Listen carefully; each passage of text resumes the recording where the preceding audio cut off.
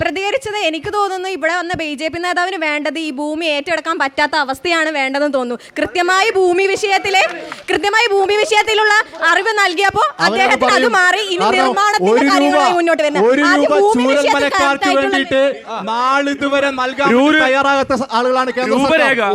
രൂപരേഖ കിഫ്ബിയുടെ സബ് ഏജന്റിയായ കിക്കോ ആ രൂപരേഖ നേരത്തെ മുമ്പ് ചോദിച്ച രൂപരേഖ സമർപ്പിച്ചു കഴിഞ്ഞു.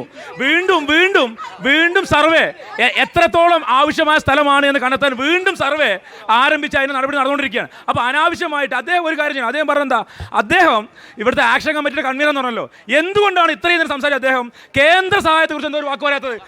കേന്ദ്ര സഹായത്തെക്കുറിച്ച് ചോദിച്ചില്ല എന്ന് മാത്രമല്ല, ഇതുപോലെ തന്നെ നൈസമോൾ വിഷയമായിട്ട് ബന്ധപ്പെട്ടിട്ട് നൈസമോളെ വന്ന് ഇവിടെ ഭയങ്കരമായിട്ട് കെട്ടിപ്പിടിച്ച് ഉമ്മ വെച്ചെടുത്ത് പോയി. ഇനിയിപ്പോൾ ഞങ്ങൾ വിചാരിച്ചിരിക്കുന്നത് എല്ലാവരും ഇപ്പം ഞങ്ങൾ ചൂരന്മാൽക്കാരൻ്റെ ആശങ്ക എന്ന് പറയുന്നത് ഇനി നൈസമോളെ കെട്ടിപ്പിടിച്ചതിന്റെ പൈസ വാങ്ങേണ്ടി വരുമോ കൊടുക്കേണ്ടി വരുമോ എന്ന ആശങ്ക. പ്രധാനപ്പെട്ട ചോദ്യമാണ്. പ്രത്യേകിച്ച് ഹൈക്കോടതിയിൽ നിന്ന് കേന്ദ്രത്തിന് നേരെ ഉയർന്ന ഏറ്റവും പ്രധാനപ്പെട്ട ചോദ്യം ദുരന്തമുഖത്ത് നിൽക്കുന്ന നാട്ടുകാരോട്, അതും ഈ എയർലിഫ്റ്റിങ്ങിന് ഈ കാലത്ത് മാത്രം 13 കോടി ചെലവായി എന്നിരിക്കെ 2006 മുതൽ വായുസേന വന്ന് നമ്മളെ രക്ഷിച്ചതിനുള്ള ബില്ലടിച്ചു കൊടുത്തത് ശരിയാണോ എന്ന് കോടതി ചോദിച്ചിരുന്നു.